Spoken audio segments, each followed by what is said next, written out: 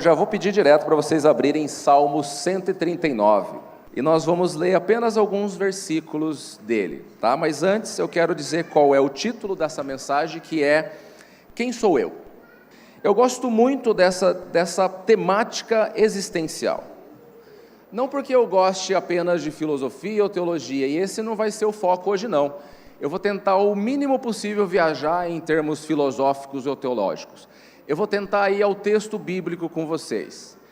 Esse tema existencial, que muitas vezes está relacionado a perguntas como o que eu sou, de onde eu vim, o que eu estou fazendo aqui, para onde eu vou, mas vem por perguntas que eu quero tentar responder com vocês nessa manhã, que são: qual é a minha identidade?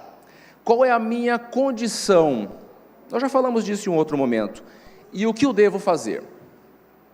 Eu vou tentar trazer uma abordagem mais cristocêntrica para essas oportunas perguntas. E essas oportunas perguntas, elas foram e são essenciais para mim. Eu não sei o quanto elas são importantes e essenciais para você na sua abordagem diária espiritual. E já adianto para vocês que não tem como desvincular o espiritual de qualquer outra faceta da sua vida, porque nós somos seres holísticos, integrados, e não tem como divisar aquilo que é físico daquilo que é espiritual, se assim vocês querem entender. Nós temos que compreender que o espiritual faz parte de toda a nossa essência e existência. E isso me pegou especialmente quando eu tive momento de crises em minha vida, e esse tema existencial foi o que me levou justamente a Jesus. Não sei se você já passou por fases difíceis na sua vida, onde você se questionou de coisas essenciais, como essas perguntas que nós traçamos aqui logo no início. Não sei se você ainda faz isso hoje, mas se você não fez e faz, faça. Eu fiz isso e continuo revisitando, assim como estou revisitando e vou revisitar agora com vocês. Essas perguntas são cruciais e é importante que a gente sempre revisite elas. Essas perguntas me levaram quase ao suicídio, essas perguntas me levaram a refletir, essas perguntas me levaram a encontrar um Deus que eu não sabia que era Jesus, por mais que eu tenha nascido em um lar cristão luterano. Essas perguntas me levaram a encontrar aquele Jesus depois de algum tempo do meu sofrimento e angústia existencial e emocional. E eu quero compartilhar um texto maravilhoso com vocês nessa manhã, iniciando a mensagem que espero que possa tocar o coração de vocês como me tocou um dia. Está em Salmo 139, todos abriram aí? Versículos 13 e 14. Vocês vão ver que tem a ver com outros sermões que eu tratei aqui. Se vocês não lembram, assistam. Se vocês não assistiram, assistam lá no YouTube. Diz assim, versículos 13 e 14. Todo mundo aberto aí? Vamos lá. Versículo 13, diz assim: Tu criaste o íntimo de meu ser. Eu vou ler uma outra versão aqui que é mais legal. Tu me formaste no interior, tu me teceste no seio da minha mãe. Vocês gostam desse versículo? Gostam. A minha esposa em especial, como médica ginecologista obstetra, né, ama esse texto, né? Porque esse texto coloca do tecer, do formar, do criar o ser dentro do ventre da mãe. E ela admite com toda a convicção de que isso é um milagre, né, Pri? Não tem como desconsiderar isso. Eu sei que a gente tenta subterfúgios e várias outras, especialmente para aqueles que querem racionalizar demais sem Deus. Mas continuamos. Quero ir mais um pouquinho além desse milagre divino que nós somos. Versículo 14. Eu te louvo porque me fizeste de modo especial e admirável. Eu vou ler uma outra versão agora que é mais interessante. Não sei como está na tua versão, mas diz assim uma versão aqui que eu tenho. Graças te dou, visto que de modo assombrosamente maravilhoso me formaste. As tuas mãos são admiráveis e a minha alma o sabe muito bem. Ou a minha alma, ou eu sei, ou eu tenho plena certeza, conforme diz algumas versões disso. Vocês têm essa plena certeza e essa convicção na vida de vocês? Vocês têm? Sim, alguns responderam. Vocês estão todos aqui? Ergue a mão quem está aqui, deixa eu saber se vocês estão. Glória a Deus, alguns estão aqui ainda, né? É importante que vocês reconheçam esse texto não só como lindo e maravilhoso na sua escrita, mas que vocês Coloquem ele no interior de vocês. Eu vou ler mais uns textos adiante, vocês talvez se acharão numa certa contradição. Mas fica comigo, eu vou tentar não deixar vocês perdidos mentalmente. Já que o título dessa mensagem de hoje é Quem sou eu? Eu acredito que esse é o 7º sermão que eu estou pregando, não aqui, desde a outra comunidade, Paulo. Eu não tenho certeza não, mas é o 7º. 7º é um número cabalista da perfeição, espero que esse sermão seja bom para vocês, mas eu acredito que eu nunca fiz uma apresentação formal de quem eu sou. Tá? Então eu vou aproveitar já o título do sermão e tentar contextualizar a partir deles. E a partir do momento que eu for falando, vocês vão analisando o contexto da vida de vocês também. Não vai ser para exaltação não, mas é só para vocês entenderem quem eu sou e vocês pensarem quem vocês são também. Por exemplo, meu nome é Leandro. Vocês sabem o que significa Leandro? O significado etimológico do grego? Você sabe o que significa o teu nome? O nome tem uma importância, porque geralmente a gente reflete ou pode refletir aquilo que significa o nosso nome. Não que eu necessariamente reflita, vocês vão entender que eu não reflito talvez, né? Talvez o cabelo eu tente aparentar uma juba, né? Mas não é bem uma juba, às vezes fica bem arrepiado e parece uma juba. Mas Leandro é Léo Andros, homem leão. Não sei se eu consigo ser um leão, irmão, mas assim, acho que nem em casa, né? Eu sou bem mansinho, parece aqueles gatinhos que ficam num canto assim, que nem reage muito, né, amor? Mas sou bem domesticado, né?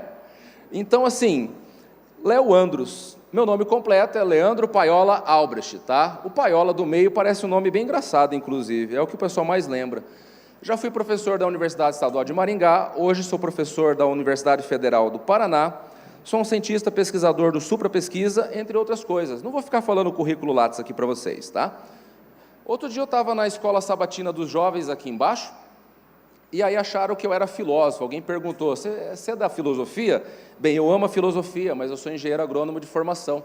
Fiz mestrado, doutorado, pós-doutorado, tudo nessa área de agronomia. Sou um belo caipira, né, vamos dizer assim, né? Dá para ver, né? Anda com as fivelas toscas, umas botas assim, toda colorida, né? Mas é a vida do caipira, eu não quero fugir da minha identidade, eu quero ser o que eu sou durante o mundo enquanto eu viver nesse mundo. Lá no céu talvez eu ganhe alguns atributos diferentes, né, irmão? Mas assim é a nossa vida. Mas eu concordo com vocês que eu gosto muito de filosofia, tanto que eu fiz uma 2ª graduação em filosofia, estou fazendo uma 3ª graduação agora em teologia. Orem pelo meu TCC, vai ser daqui uns dias. Estou aguardando um aperto já. Estou fazendo um 2º doutorado em filosofia, orem pela defesa, vai ser daqui uns dias. A qualificação foi um aperto nervoso, levei um suador do caramba, eu acho que eu vou sofrer na próxima, que eu possa sobreviver com a graça de Deus. Porque cada momento desse é um aperto na nossa vida.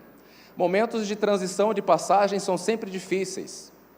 Mas, com certeza, por mais que pareça para alguns exaltação, não levem dessa forma.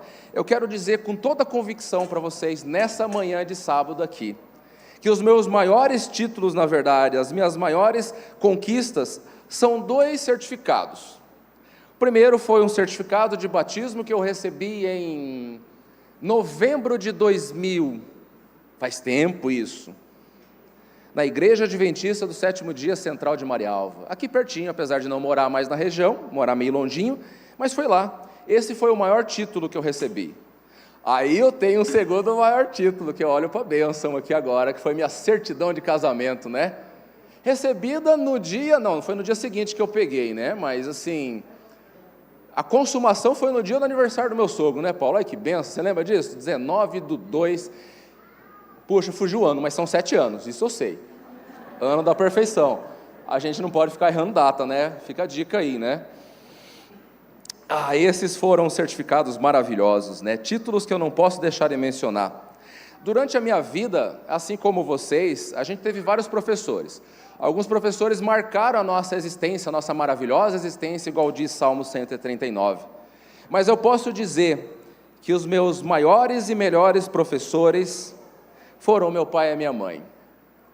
Eu demorei para reconhecer algumas coisas, demorei inclusive para reconhecer algumas virtudes da minha maravilhosa mãe que me gerou no seu ventre.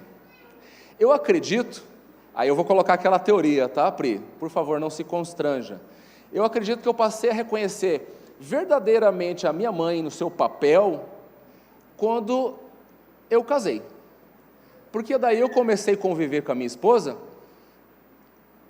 Freud explica isso, né? E eu comecei a ver que ela tem caracteres parecidos com a da minha mãe, sabe? Coisa simples, desde trombar numa mesa, né, e viver ansiosamente, não conseguir ficar quieta, porque eu achava isso muito estranho na minha mãe. Mas a minha esposa tem tudo isso, né? E depois, olhando fotos antigas da minha mãe, eu reparei que ela era magrinha, ela é alta, relativamente alta. E ela tinha um cabelo longo e negro, igual o da minha esposa, né? Freud explica essas coisas. Mas eu comecei a admirar mais a minha mãe, glória a Deus por isso. E ela fez aniversário, inclusive, essa semana. E eu, a hora que fui fazer um cartãozinho, sabe aqueles momentos que a gente tem uma inspiração divina mesmo, assim? E eu coloquei no cartão, fica a dica para vocês, se quiserem usar num cartão de aniversário da mãe. Veio na cabeça, assim, escrever algo. E eu escrevi, você foi o primeiro amor da minha vida. Amém por isso? Que bom que a gente tem mamãe, né? E realmente ela foi. Ela não só foi o meu primeiro amor, minha primeira admiração, como a psicologia tenta explicar de diferentes formas, mas foi minha primeira professora também. Sejam boas mães e bons pais. Eu e minha esposa não temos esse privilégio um dia, mas orem por isso, né? Vamos fazer um pedido de oração aqui, né, amor? Publicamente, que vocês possam orar para que a gente tenha filhos. Olha, eu posso dizer que eu tive vários outros professores interessantes e pais acadêmicos. Eu saí agora do núcleo familiar e quero um outro tipo de conjugação, relação familiar, que foi o meu pai espiritual. Não sei se ele vai assistir esse vídeo, provavelmente não está aqui, pelo menos não estou vendo ele, mas é um cara chamado Moacir Sartor, ali de Marialva. Ele foi o cara que, com muita paciência, ficou me dando estudo bíblico durante mais de um ano. Às vezes ficava na sala dele, a mulher vinha lá meio que para, vamos dormir, já chegou na hora, né? Porque eu ficava até 11 horas, meia-noite, 1h da manhã, 1h30, eu acho que eu fui, na sexta-noite, né? E eu não frequentava a igreja no sábado ainda. Então ele pacientemente me aguentou durante um ano, e glória a Deus por isso, foi o meu melhor professor no plano espiritual. Reflitam o que vocês são. Não pensem nos bens materiais ou nos títulos acadêmicos, pensa nessas conquistas simples que estão muitas vezes na cozinha da nossa casa, estão lá, participaram de toda a nossa infância. Lembrem disso. Lembrem também aqueles que são cristãos, batizados, que estão aqui, essa crentaiada toda aqui hoje, nesse sábado de manhã. Pensem também no que vocês deixaram de ser, em termos existenciais, ok, mas em termos substanciais na prática do dia a dia.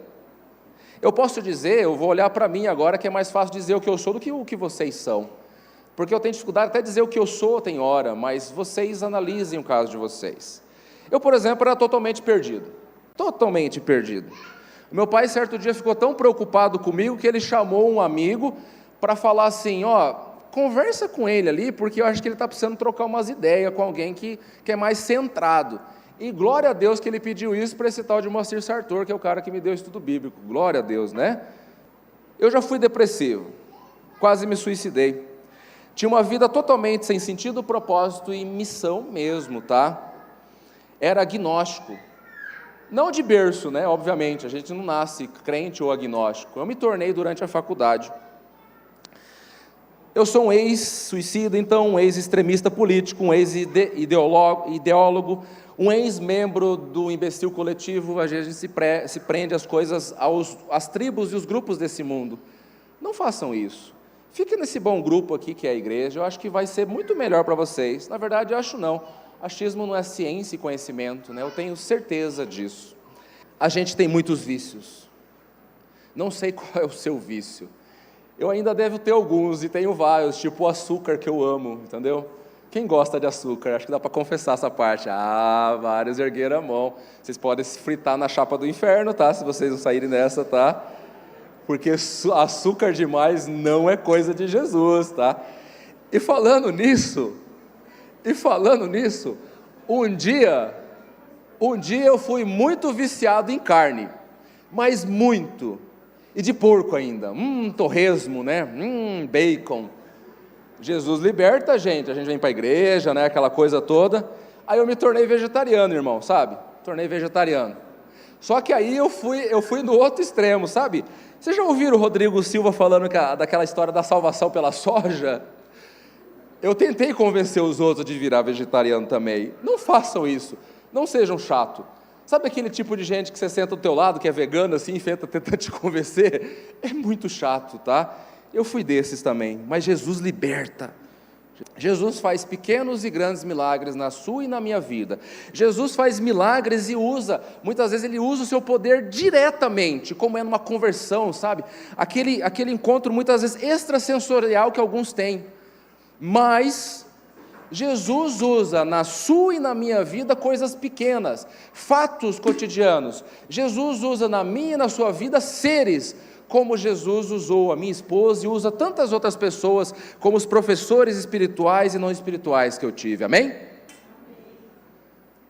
Vai para Romanos 7,24, por favor, vai lá, abra a Bíblia de vocês, nós vamos sair de Salmos, deixa marcadinho o Salmos se puder, porque a gente vai voltar nele, tá? Eu quero voltar nele lá no final, mas vai para Romanos 7 e nós vamos ler Romanos 3, não inteiro, tá? Vamos fazer um recortezinho aqui nessa manhã.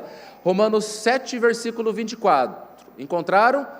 Quem encontrou, fala amém. Vamos ler então. Já li com você esse texto, mas num contexto mais assombroso. Inclusive, vi uns irmãos aqui na frente, até meio deprê quando eu usei esse texto no contexto. Mas vamos ler ele numa outra perspectiva hoje. Diz assim: miserável homem que sou. Tenso, né? Quem me libertará do corpo sujeito a esta morte? Vamos ler agora Romanos 3, 23. Vai lá, puxa umas folhinhas aí, vamos ler um outro texto bem pesado. Nós lemos um texto bonitinho, tem que ler uns textos pesados, né? Quando a gente é criança é assim, né? Toma carinho e toma cintada. Vamos lá. Romanos 3, 23, diz assim: pois todos pecaram e estão o quê? Destituídos da glória de Deus. Olha, se a gente comparar esse texto de Romanos com o Salmo 139, parece contraditório a princípio, não parece? Porque lá diz que maravilhosos, né, assombroso, mas não é, gente, e eu já adianto para você que não é. Diz assim, então, João 3,16, vamos ler esse, vai abrindo lá, enquanto vocês abrem eu vou falar uma coisinha para vocês, que eu quero que vocês guardem. Procura João 3,16 a 17, é bem clássico esse. Mas antes de ler o texto de João 3, eu quero dizer algo importante para vocês. Romanos adianta o tema da salvação que nós vamos continuar falando nessa manhã, que é importante para a nossa existência. Mas eu já adianto para vocês, antes de ler João 3, que a única coisa que nós entramos, que nós fazemos, damos a nossa parte no plano da salvação, é o pecado. Nós só entramos no plano da salvação com o pecado, com esse miserável homem que somos, porque todos pecamos e estamos destituídos da glória de Deus. Cristo entra com a graça, Cristo faz a salvação em nós, realiza, consuma a salvação em nós, se nós permitirmos, é claro. Vamos ler João 3, 16 a 7. Alguns sabem recitar, se vocês querem ir recitando enquanto a gente lê, fique à vontade. Porque Deus o quê?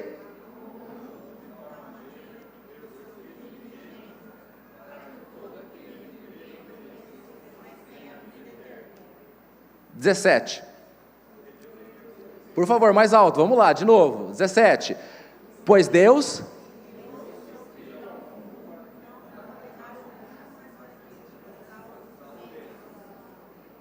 Amém?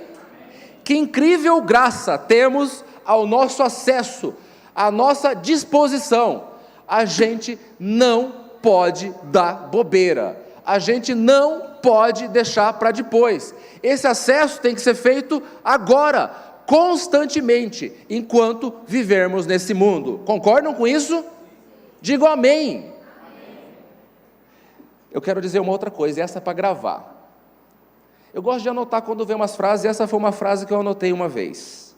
Não devemos, escuta, não devemos fazer coisas para ser salvos, ou deixar de fazer coisas porque estamos salvos. Sabe aquela pessoa que se preocupa demais em, será que eu posso fazer isso? Posso fazer aquilo? Mas devemos fazer coisas porque estamos salvos. Ou seja, essa graça, ela não é barata. Essa graça custou a vida de Cristo Jesus, o nosso Deus Filho. Essa graça tem que reverberar, ressoar, produzir frutos.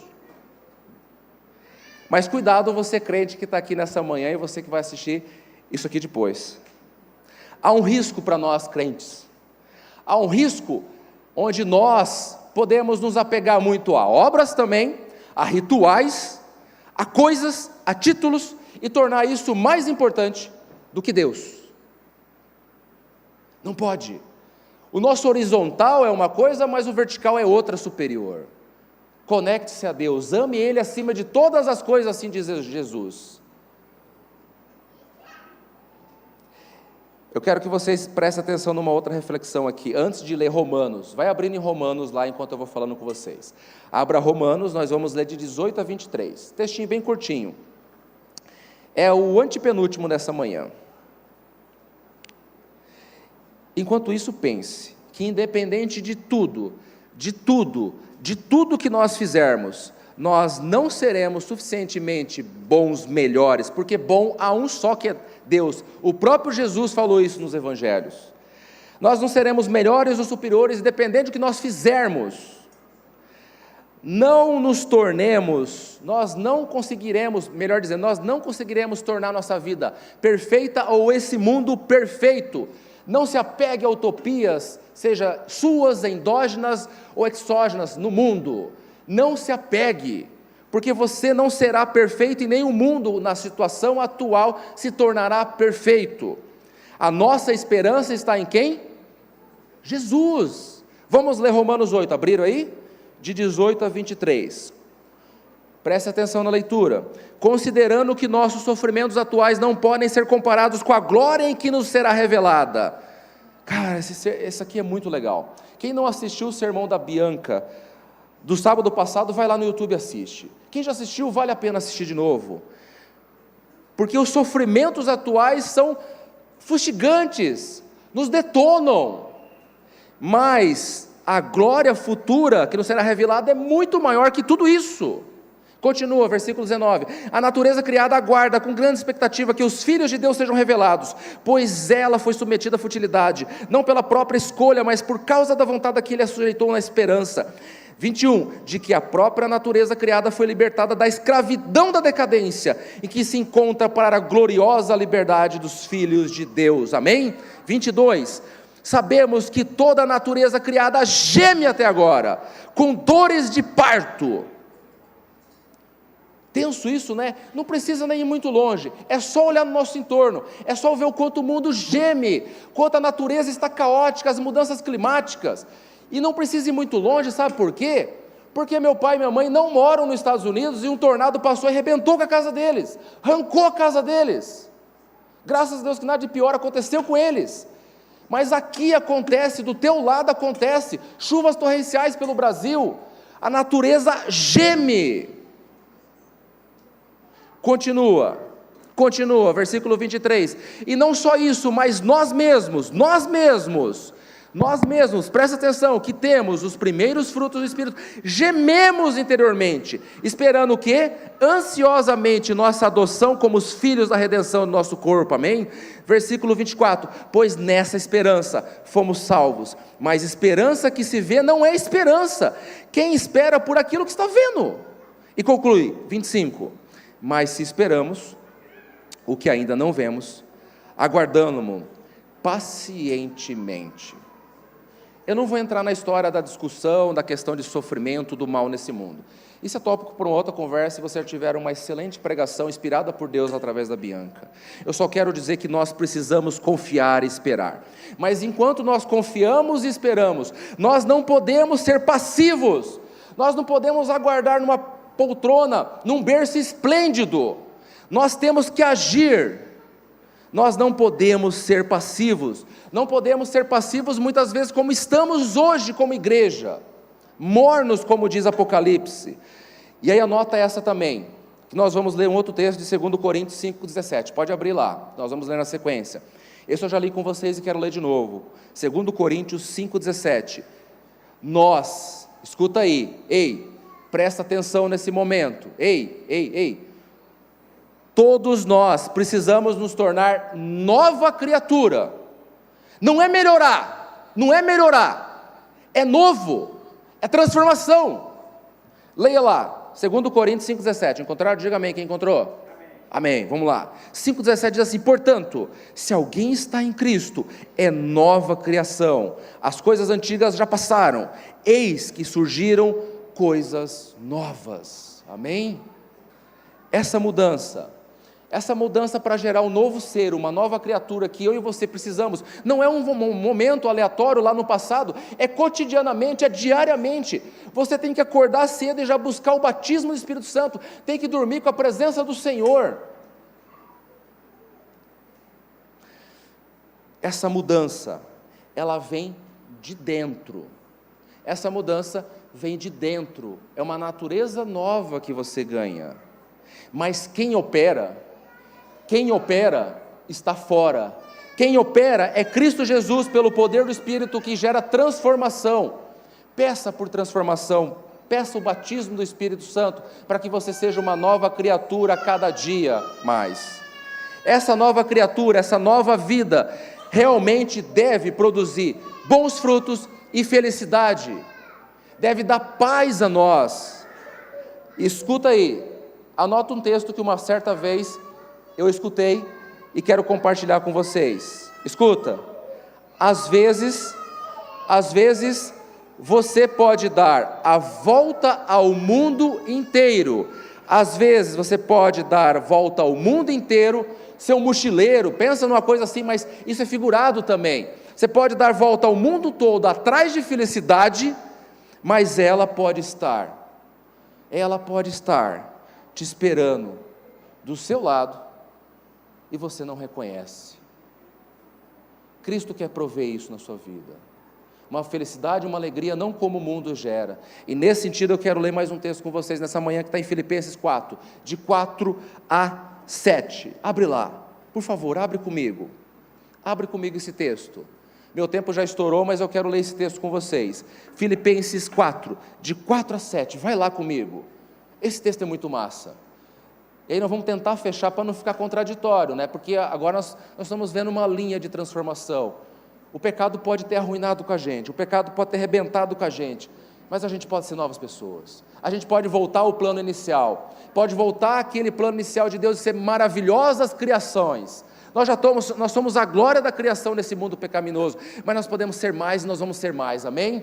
Vamos lá, leiam comigo, Filipenses 4, de 4 a 7 diz assim: alegrem-se sempre no Senhor, novamente direi, alegrem-se.